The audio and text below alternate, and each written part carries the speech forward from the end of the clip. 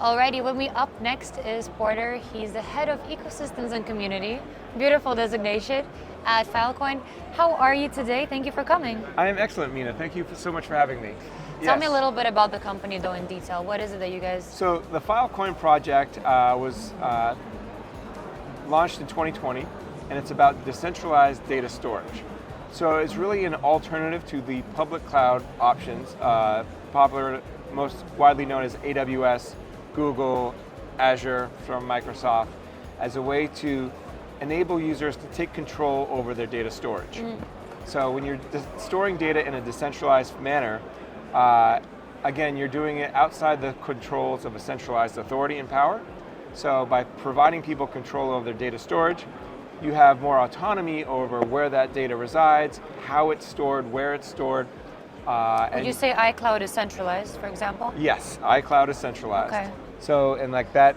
I need this, we'll talk after the Yeah, so interview. again, when you use a centralized authority, you're subject to censorship. You could get kicked off, deplatformed at any time.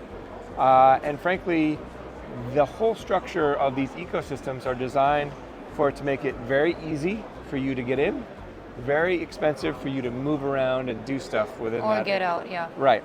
So when you're in a decentralized ecosystem, you're providing more choice, flexibility, and control over exactly what products or services you leverage, because you have control over the data itself. Some sort of leadership tactics. I mean, you are the head of ecosystems and community.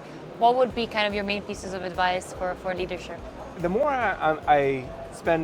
more time I spend in technology, specifically in Web3, I find that the best part of working Web3 is that it's emotional. It's what unites this whole community. And you're changing the world. The passion, the commitment, the innovation, the creativity, it's all very emotional. But your greatest strength is also your greatest weakness. The problem in Web3 is that it's emotional, it's volatile, it's uncertain.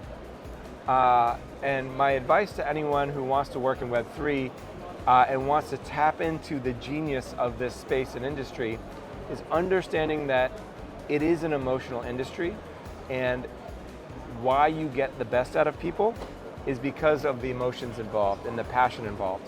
And be able to weather that emotional roller coaster and keep people involved and engaged in what you're trying to accomplish.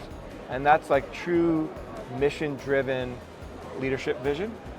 And when you get people on board with what you're trying to accomplish, which I think Web3 has done extremely well, there is no limit to what can be accomplished. Right. That's a beautiful way of looking at things, and at the end of the day, we're only human, right? That's right, and that's the thing. We're in technology, but we have to be reminded that we're in it as a human. That's the beautiful, compromise that you make. Anyways, thank you so much for this conversation today. Absolutely. And on behalf of Entrepreneur Middle East, we wish you the best of luck. Thank you. Thank you.